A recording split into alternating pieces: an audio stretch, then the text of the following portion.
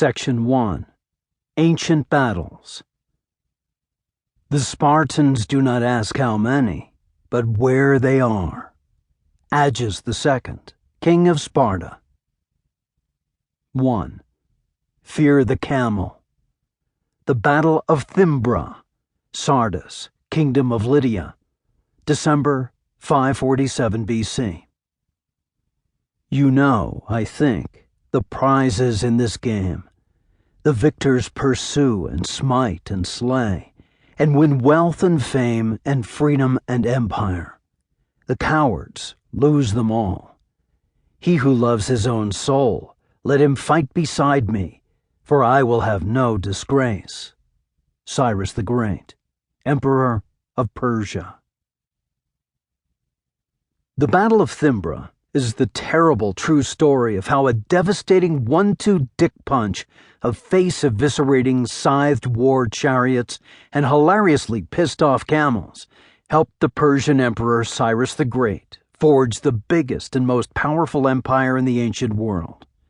If you're a fan of dudes getting shredded into bite-sized giblets by razor-sharp whirling blades, while battle-raging pack animals threateningly stampede around the battlefield, causing a ridiculous amount of chaos, then this double-stuffed combination platter of dromedary awesomeness and pointy destruction is exactly the sort of thing that's going to get you so friggin' pumped up out of your mind that your head might possibly burst into flames like the Ghost Rider after wolfing down a plate of thermonuclear hot wings.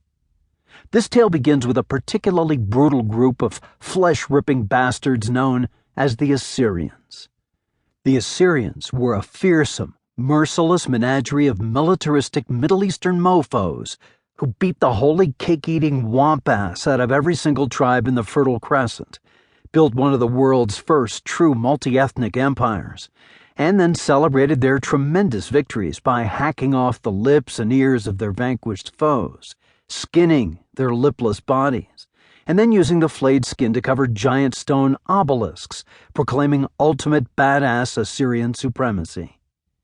For some mysterious reason, the good people of the Middle East didn't really appreciate having their skin used as building material for some sick, demented asshole's macabre architectural designs, and before long, the Assyrians' conquered subjects rose up and overthrew their tyrannical masters. The Assyrian Empire split apart, and into the power vacuum rose three kingdoms: Media, Lydia, and Babylon. Naturally, these three kingdoms all came into being with one thought on their collective minds: kill the other two, and rebuild the Assyrian Empire. In the 6th century BC, the king of Media wasn't a hell of a lot better than the Assyrians, so one day a dirt-poor shepherd from the tiny, relatively obscure Median province of Persia decided he was sick and tired of obnoxious jackasses abusing their power all the time and decided to do something about it. This man, Cyrus, whose name comes from the Persian word kurash, meaning either shepherd of his people, one who is like the sun, or one who verbally humiliates his enemies, because apparently ancient Persian translation is an inexact science, put together an army, rose up in revolt, overthrew the tyrant king of Media, renamed the kingdom Persia, and then brilliantly retconned his backstory to say that he was the king's true son, but that he'd been abandoned in the woods as a child like Snow White or Moses, and was only just now getting around to assuming his rightful place on the throne. Since Cyrus was a hell of a lot more chill than the Assyrians and the Medians, and he didn't really see the point in building towering, creepy monuments out of the dried flesh of his slaughtered enemies, nobody really gave him a hard time about it. Unfortunately for the new Persian ruler, one guy who wasn't really feeling the Cyrus love was King Croesus of Lydia, a humorless asshat who, oh yeah, just so happened to be the half-brother of the recently deposed tyrant king of Media.